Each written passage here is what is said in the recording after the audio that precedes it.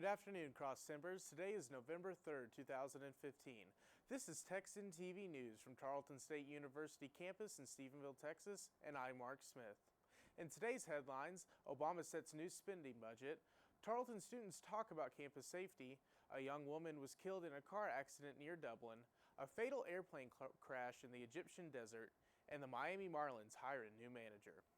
In today's top news, the Associated Press reports that President Barack Obama signed a 2-year budget and debt deal that will avoid national default and set federal spending through 2017. The budget for the next 2 years will provide an extra $80 billion for domestic and military programs. The Associated Press caught up with Obama yesterday. Here's a video of his remarks. Well, last week, Democrats and Republicans came together to set up a responsible long-term budget process. And what we now see is a budget that reflects our values, that grows our economy, creates jobs, keeps America safe. It's going to strengthen the middle class by investing in critical areas like education and job training, basic research. It keeps us safe by investing in our national security and making sure that our troops get what they need in order to keep us safe and perform all the outstanding duties that they do around the world. It protects our seniors by avoiding harmful cuts to Medicare and Social Security. And it's paid for in a responsible, balanced way, in part, for example, by making sure that large hedge funds and private equity firms pay what they owe in taxes just like everybody else. And by locking in 2 years of funding, it should finally free us from the cycle of shutdown threats and last-minute fixes. It allows us to, therefore, plan for the future. So I very much appreciate the work that the Democratic and Republican leaders did to get this to my desk. I think it is a signal of how Washington should work, and my hope is now that they build on this agreement with spending bills that also invest in America's priorities without getting sidetracked by a whole bunch of ideological issues that have nothing to do with our budget. So this is just the first step between now and the middle of December before the Christmas break. The appropriators are going to have to do their job. They're going to have to come up with spending bills, but this provides them the guideposts and the baseline with which to do that, and I'm confident that they can get it done on time, and there's no better Christmas present for the American people, because this will allow the kind of stability and will allow the economy to grow at a time when you've got a great weakness in economies around the world. This puts us on a responsible path, and it makes sure that the American people are the beneficiaries. So I very much appreciate their work. Let's keep it going. With that, I'm going to sign it.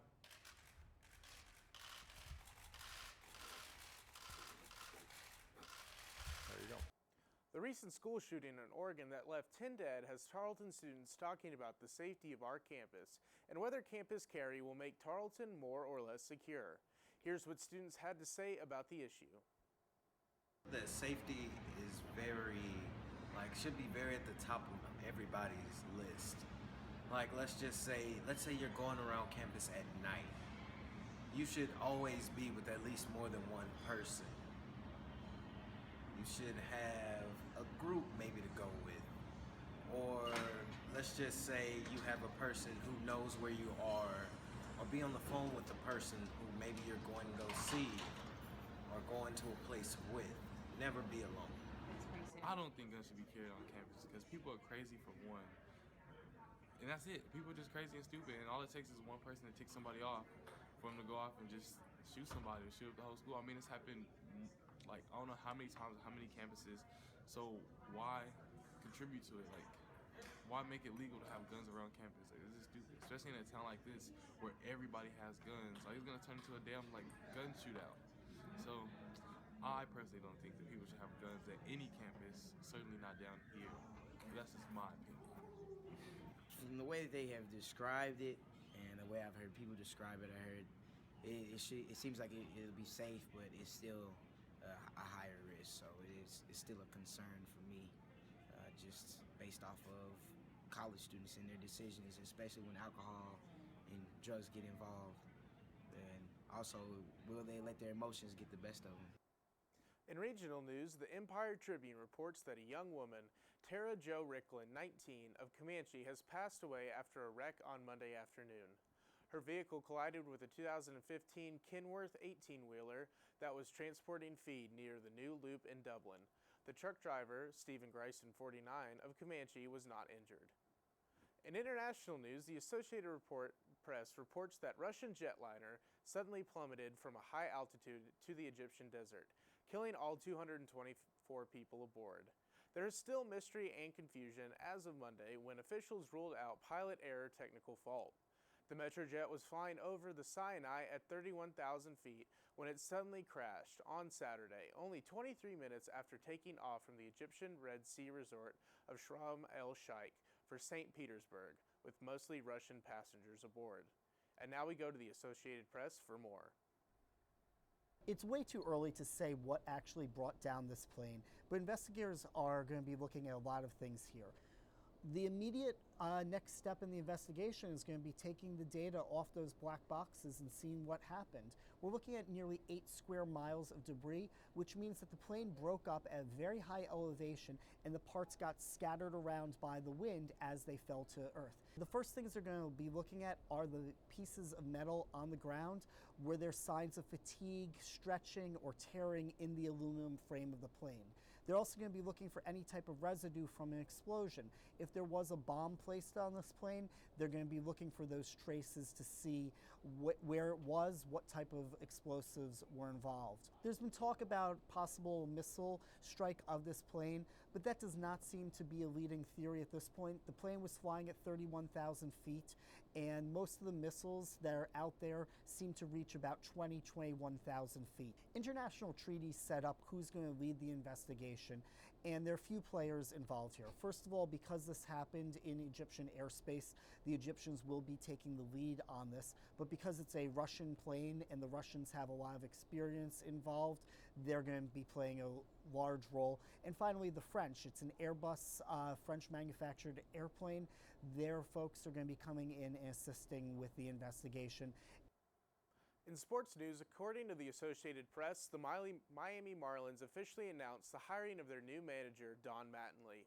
The former manager of the Los Angeles Dodgers is the Marlins' 7th new manager since the June of 2010. After the Dodgers lost in postseason play, the team decided to part ways with the skipper, and Mattingly was quickly picked up by the Miami Marlins. Mattingly will face plenty of his own challenges as he goes from the highest payroll in the bigs, $289 million with the Dodgers, to the lowest pay grade of $64.9 million with the Miami Marlins. For highlights of the announcement, we turn to the Associated Press for more. Sees his team as a group that is close and feel like they have a team that's gonna, has a chance to go somewhere. And with that, for me, I get the chance to teach. I get the chance to develop. Knowing that you're not going to be able to go out and buy every high-priced free agent out there. And why Don Mattingly?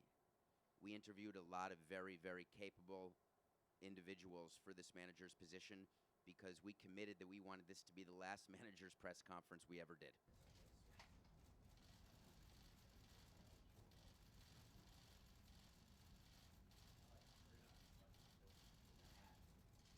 Started with the core that's here, and now we have to continue to teach, continue to develop, and I really worry about more of the process. And now for the weather, courtesy of weather.com.